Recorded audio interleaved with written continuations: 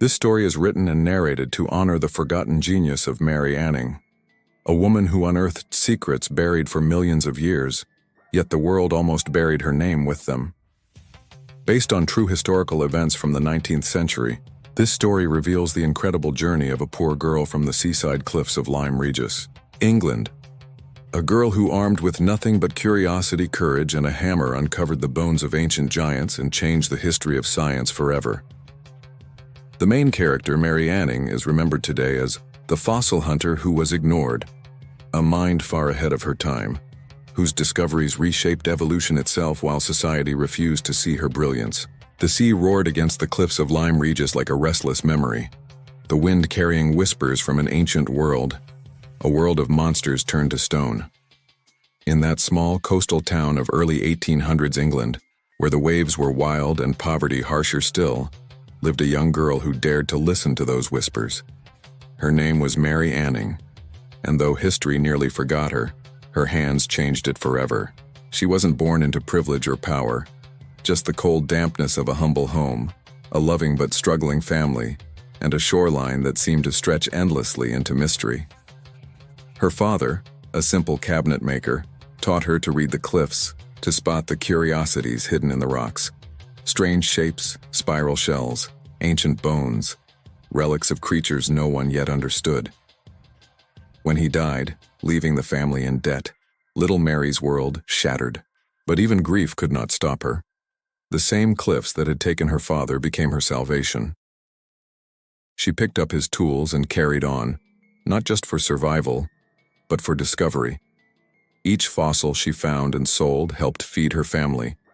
Yet each dig unearthed something more, a spark of destiny buried beneath centuries of stone. Then, one stormy day, fate struck, literally. A landslide tore through the cliffs, revealing something monstrous and magnificent. Beneath the layers of rock, she saw the outline of a skull, enormous and alien. Mary, just 12 years old, began to dig, her small hands scraping through centuries, the sea wind howling in her ears. Weeks passed. The townsfolk watched in disbelief as the poor girl toiled day after day, uncovering what would become one of the greatest discoveries in scientific history. The first complete skeleton of an Ichthyosaur, a creature that had ruled the oceans millions of years before mankind.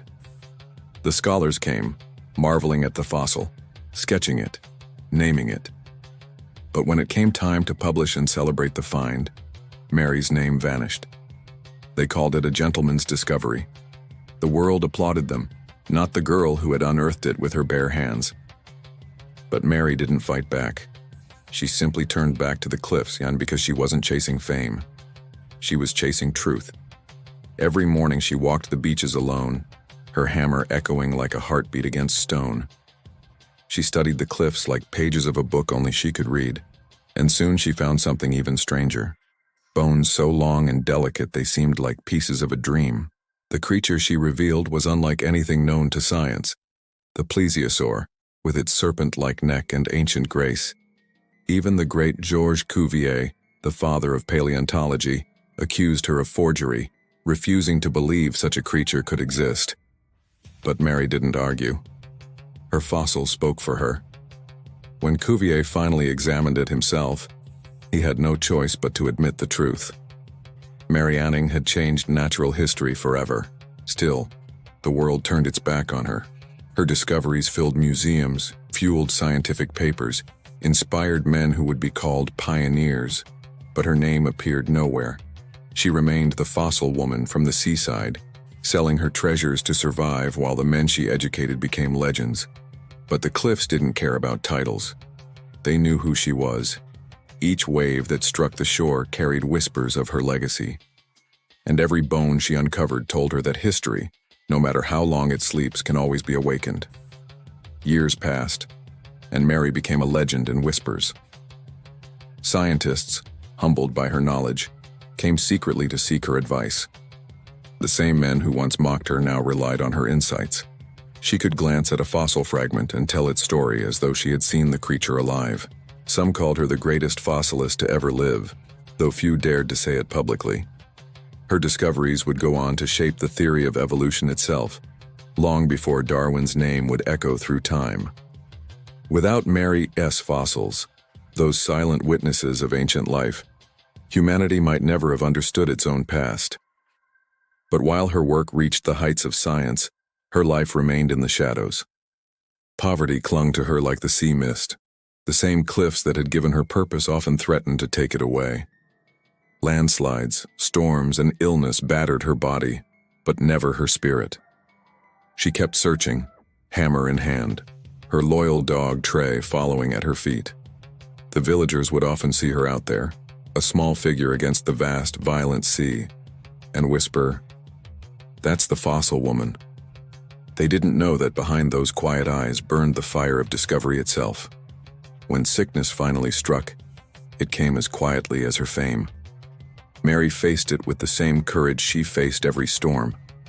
She never stopped working, never stopped believing.